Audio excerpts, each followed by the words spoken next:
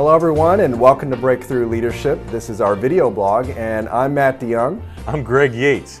Breakthrough Leadership is here to help you unlock your purpose, live with passion, and become the leader you were created to be.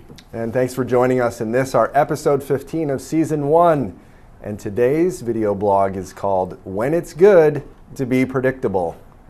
And so Greg, you know, maybe there's people out there who identify as leaders and just wondering, is this thing that we're doing really helping our mission?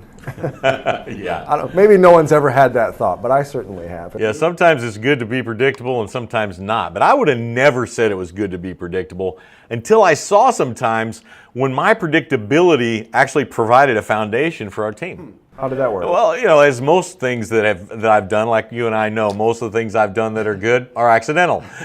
This is another one of them.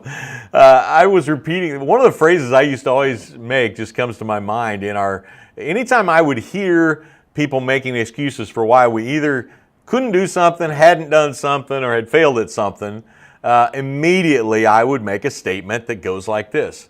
You know, there's 100 reasons to fail. If you're looking for excuses, just pick one. But there's only one reason to succeed, and that's because you refuse to fail. Now, I'm not here to talk about that particular statement today, but I had made that statement enough times that it began to be something that when I would start making the statement, you know, there's 100 reasons to fail, people on my team would begin to, 100, and they would say the rest of the statement. You know, it became one of the Gregisms of our era, you know.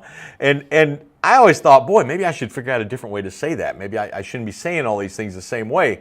But what I found was that being predictable in the mission was a lot different than being predictable in mundane strategies about accomplishing that mission. Yeah. The language of the mission still needed to be entirely predictable so that everyone could relate the moment they needed to. Right, that's awesome.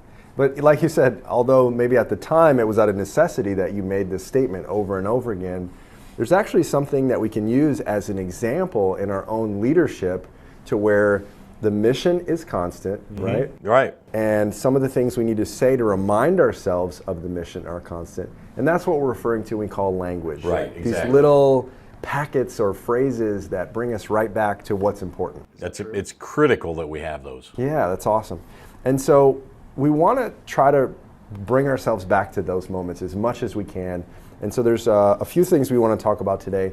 One is to crystallize the language. Right. How do we do that? Yeah, we have to be sure that everybody is crystal clear, you know.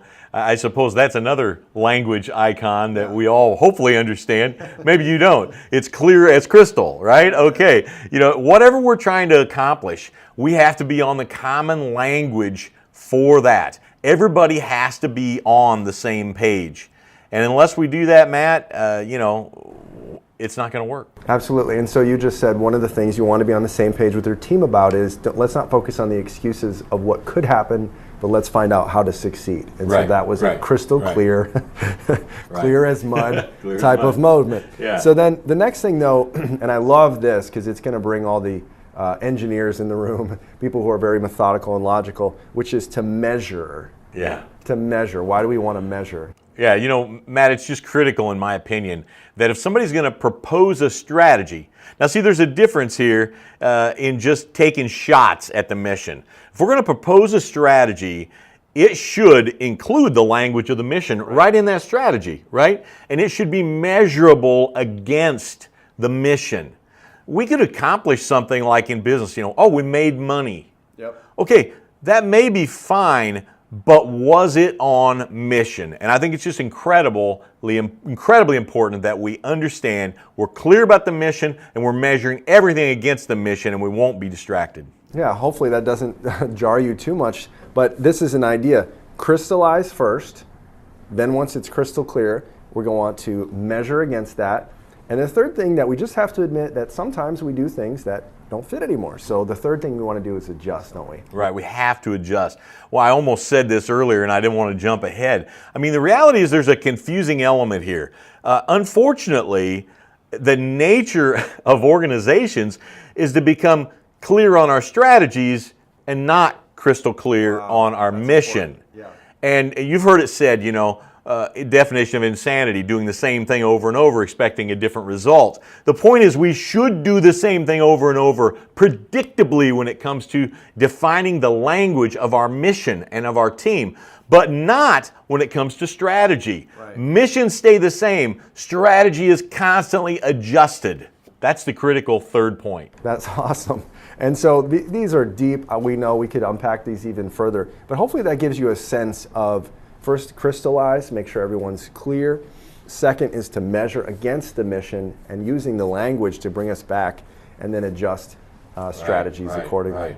So Greg, just wrapping it up, for those of people who maybe today are stuck in activities and strategies that we spent a lot of money for this strategy, Greg. Exactly.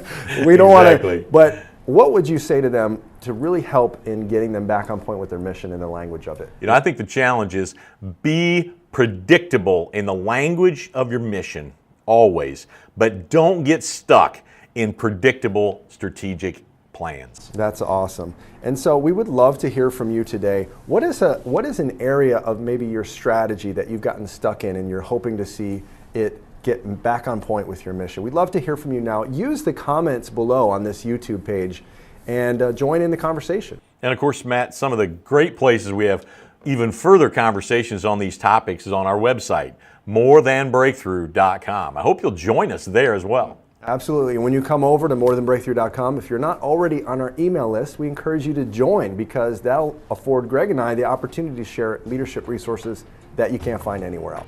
Yeah, remember, you can do this. This is the process, the single group of steps today that can lead you and your organization toward breakthrough.